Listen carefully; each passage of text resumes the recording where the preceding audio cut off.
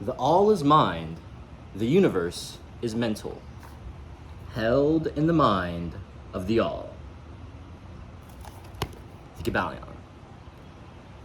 When it comes to the 7 hermetic principles, mentalism, correspondence, vibration, polarity, rhythm, cause and effect, and gender,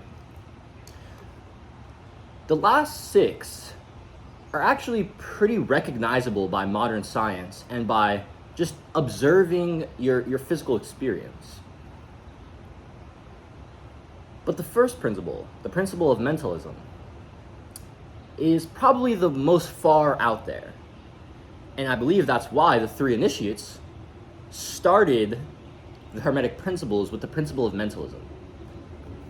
Because without understanding this core aspect of reality, that it's all mind.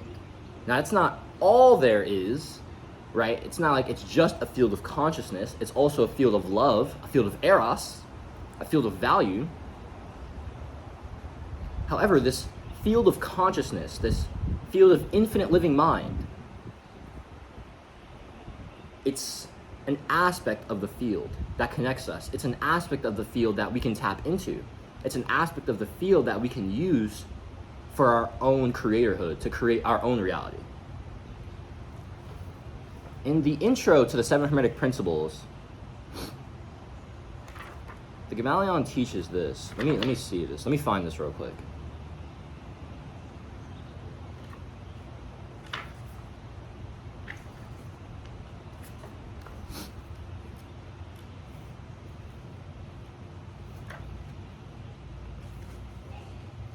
Okay. In the Kybalion, it says, the Hermetic student is enabled. Actually, you know what? Let's just read this whole thing. So this is the chapter 2, the 7 Hermetic Principles. I'm going to read you this short blurb that it talks about, that it has talking about the principle of mentalism. The principle of mentalism. The all is mind, the universe is mental. Those are the Hermetic axioms on mentalism. Hermetic axioms are basically short sayings, short teachings that encapsulate the Hermetic principles. So for vibration, the Hermetic axioms are nothing rests, everything moves, everything vibrates. For rhythm, the tide flows out and in. The swing to the left is the swing to the right. The measure of the swing to the left is the measure of the swing to the right. The pendulum swing manifests in everything. Rhythm compensates. Hermetic axioms give us this idea of how the Hermetic principles play in reality. And so the Hermetic axioms for the law of mentalism is that the all, or God, is mind, and that the universe is mental. This principle embodies the truth that all is mind. It explains that the all, which is the substantial reality underlying all the outward manifestations and appearances which we know under the terms of the material universe, the phenomena of life, matter, energy, and in short, all that is apparent to our material senses, is spirit, which in itself is unknowable and undefinable, but which may be considered and thought of as a universal, infinite living mind. Okay, so let's go through that first part. The principle of mentalism teaches that the all, the substance of reality, the field itself, which is God, right? God isn't some entity sitting in the sky who wants to condemn us all. No. God is love. God is truth. God is beauty. God is oneness. God is goodness. God is life itself. And thus, that spirit, that which God is actually the foundation for all of our material reality. They are not separate entities, right? There's a philosophical school of thought called mind-body dualism that talks about how the mind, the immaterial, and the body, the material, are separate entities, right? They have different qualities and they can't interact with one another. But that's not really the case, is it? Because the mind affects the body and the body affects the mind. And so they're not dual. Although they appear dual, They're actually non-dual, the highest truth, non-duality, oneness. Let's get back to the reading. It also explains that all the phenomenal world or universe is simply a mental creation of the all, subject to the laws of created things, and that the universe as a whole and in its parts or units has its existence in the mind of the all, in which mind we live and move and have our being. That's a quote from the Bible, right? Written by the Apostle Paul himself. This principle, by establishing the mental nature of the universe, easily explains all the varied mental and psychic phenomena that occupy such a large portion of public attention, in which such explanation are non-understandable and defy scientific treatment. An understanding of this great hermetic principle of mentalism enables the individual to readily grasp the laws of the universe, and to apply the same to his well-being and advancement. The hermetic student is enabled to apply intelligently the great mental laws, instead of using them in a haphazard manner. With the master key in his possession, the student may unlock the many doors of the mental and psychic temple of knowledge, and enter the same freely and intelligently. This principle explains the true nature of energy, power, and matter, and why and how all these are subordinate to the mastery of mind. One of the old Hermetic masters wrote long ages ago, "He who grasps the truth of the mental nature of the universe is well advanced on the path to mastery." And these words are as true today as the time they were first written. Without this master key, mastery is impossible, and the student knocks in vain at the many doors of the temple.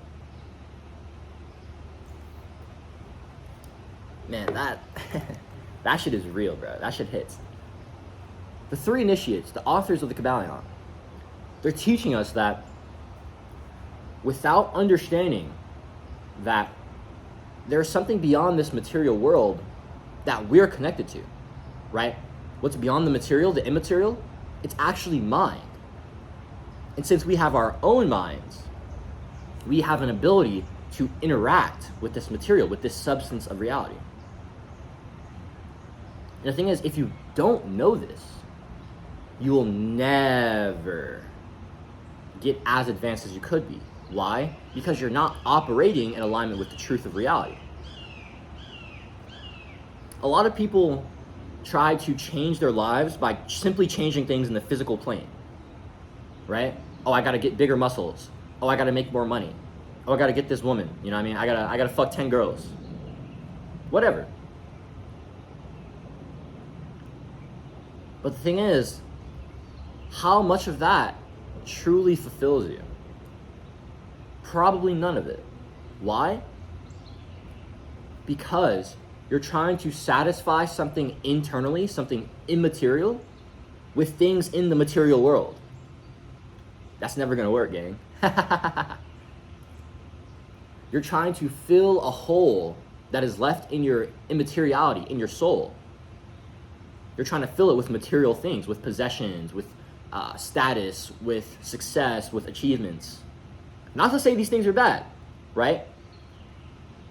It's just to say that if you don't understand the energy behind them, and if you don't understand that the thing itself won't actually bring you the happiness or the fulfillment you're looking for, you're always going to stay trapped in this cycle of chasing, of seeking, of pleasure, of hedonism, of whatever the fuck, of escapism, constantly striving, never truly living, never truly experiencing the beauty of reality. If you continue on that path, you'll never get to the place of true fulfillment, which really only comes by mastering the internal, by mastering the mind. By aligning your mind and your soul, your internal world, with the truth of reality, with this mentalism. By understanding that my mental attitude is actually what creates my reality. That my perception is actually what I experience. If you never understand that, you'll always stay trapped in it. Right? There's an example I love. In cancer patients, there are some cancer patients who remain traumatized, who, after they have their experience, they kind of stay in this like victimhood, woe is me mentality. There are others who actually grow from this trauma of cancer. It's like, wait, what? On some like, cancer was the best thing that ever happened to me type shit. It's like, what an absurd claim, right? How could actual cancer be the best thing that ever happened to you, right? But it's because their perception. It's because without the cancer, the flaws in them would have never been revealed to them. The shadows that they were holding on to would have never come out to light.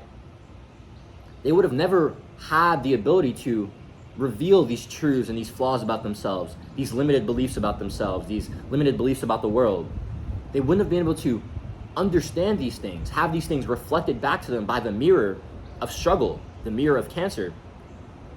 Without that experience, they would have never learned those things and then been able to grow from them, and then able to reach a new place of fulfillment, a new place of love. That only happened because of cancer. And so, yeah, shit, from that perspective, cancer was the best thing that ever happened to them. And if cancer can be the best thing that ever happened to you, I think anybody can shift their perception and transmute a negative experience to a positive experience. And the thing is, it's actually a lot simpler than we realize. The thing about mental transmutation is that it actually just lies on one core question. How can I find the beauty in this situation? Another question you can ask yourself is, what can I learn from this situation? Because often the beauty in a situation is the teachings, it's the insights that we've gotten from it. The beauty of life is that the good things are beautiful and the hard things, the struggles are beautiful. The good things are beautiful because we enjoy them, we love them, they bring life and experience and love and bliss and pleasure to our lives, and that's beautiful and that's amazing. And the bad things, the struggles, they teach us great lessons, beautiful lessons, so that we learn, that we evolve, and that we get to a place of higher level of consciousness, higher level of awareness, which allows us to serve ourselves better and serve others better.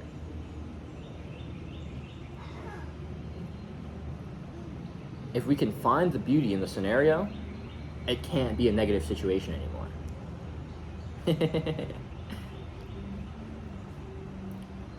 And the thing is, we can do that at any time, because the only thing stopping us from doing that, we can come ahead. Yeah, it's okay. The only thing stopping us from doing that is our mentality. That's it. It's the narrative that we assign to it, right? Just like with the cancer patient scenario. The person who is staying in this like victimhood, like mentality of like, woe is me, blah, blah, blah, blah, blah, blah. They don't have the perception, they don't have the narrative, the story that I am able to grow from this, right? They're just stuck in this narrative of like, cancer is attacking me. I feel bad. I am sick. Blah, blah, blah, blah, blah. And I'm not going to sit here and like try to deny that like that's real and like that we shouldn't have empathy for them. Of course we should. Absolutely. That's definitely not what I'm trying to say. What I'm trying to say is that your perception is your experience. And so if you stay focusing on a negative perception, like lack, like sickness, if that is your only focus, you're going to stay spiraling down. You got to be able to focus on the beauty of life, on the teachings, on the lessons, on the things you've been able to learn, the things you've been able to integrate, the beautiful experiences that you have gotten from those things. And if you can find those, you can shift your mentality and you can transmute the negative situation. The law of mentalism, right, when we combine it with the law of polarity, it really gives us this 1-2 punch of overcoming our hard scenarios by understanding how can I go from one end of the pole to the other, simply by focusing my attention, simply by concentrating on that other pole. I can actually transmute.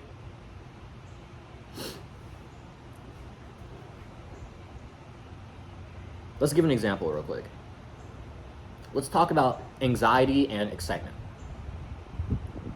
So I have this, there's one of my Substack homies. Substack is basically the platform I use to write and send out my audio podcast. By the way, guys, if you like written content or audio podcasts, you can join my Digital Renaissance Creators newsletter. and I send out insights, written, audio, stuff that I don't post here on YouTube.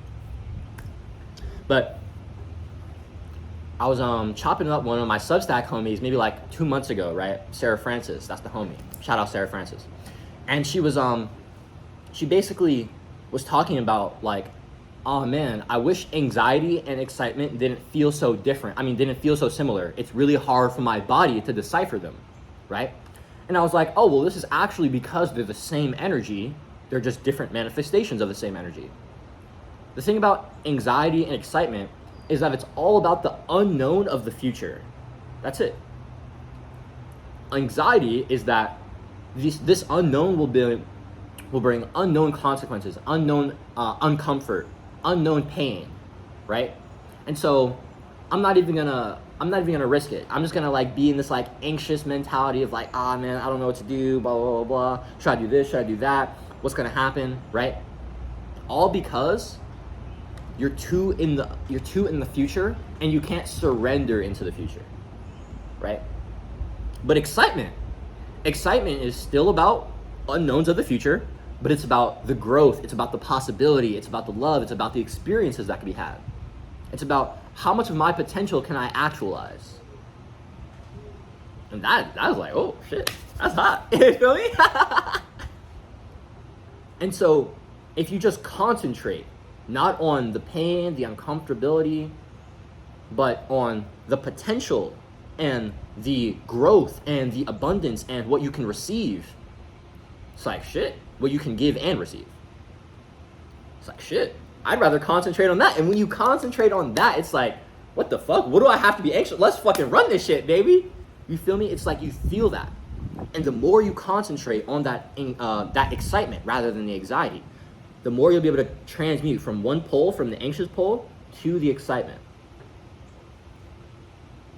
This is all possible because the mind can do anything. And since our mind is the start, right, is the cause, the mental plane is the cause, the physical plane is the effect, when we shift our mental attitude by transmuting from anxiety to excitement, let's say, we'll be able to act in alignment with that in our physical reality. We'll no longer be timid and not, taking risks. We'll start going for those things because we see the potential and we want to find it. We want to actualize it. We don't want our vision to stay a vision. We want our vision to be reality.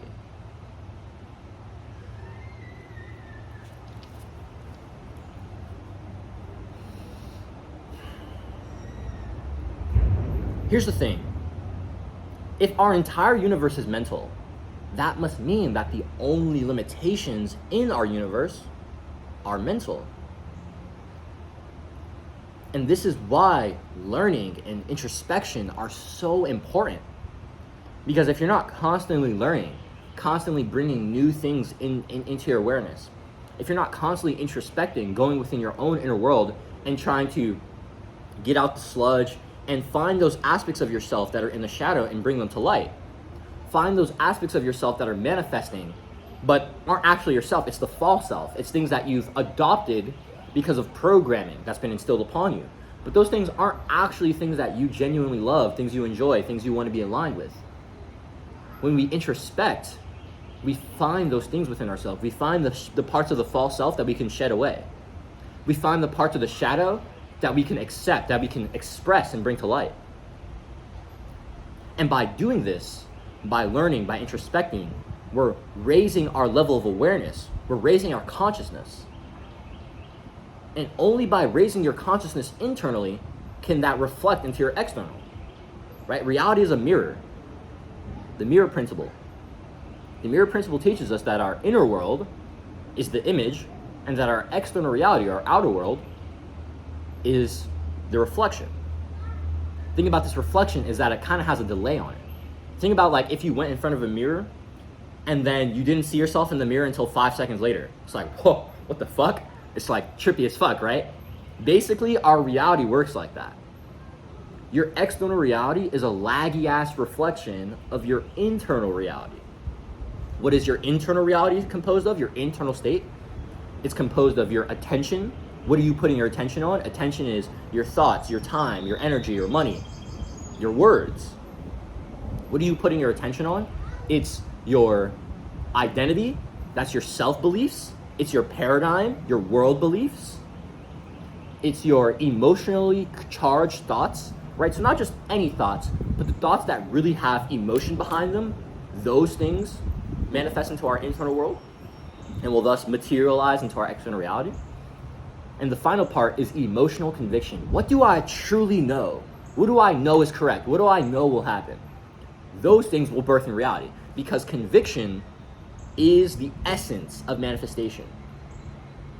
Knowing this will happen is basically you claiming your God power and rising above the 3D plane. Like, I don't need to see space-time shift in order for me to be good, right? This is Nero's definition of manifestation. Manifestation is internally shifting to a degree to which you are no longer emotionally dependent upon seeing reality change, upon seeing the 3D change. When your internal state, when your emotions are stable, when you're not worried about, when you're not up and down about, your goals, that's when it can manifest. When you're detached. Still desire, because you need desire. People say, oh, desire is bad, blah, blah, blah. Without desire, you wouldn't do shit. You wouldn't do literally anything without desire.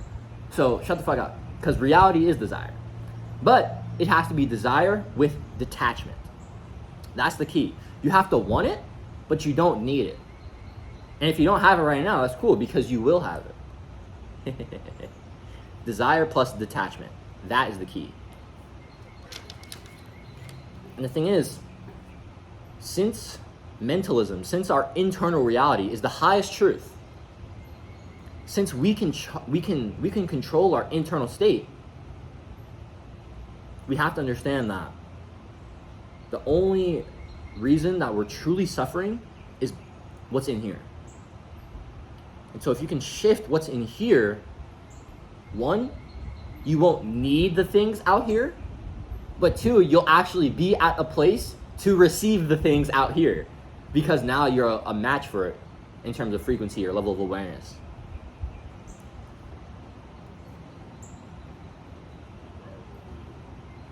Let's wrap up there. That was good. So that was the video on mentalism. I'm going to be doing videos on each of the hermetic principles, kind of talking about more practical ways you can think about these principles and apply them to your life, right? And so in this video, I wanted to help you understand mental transmutation.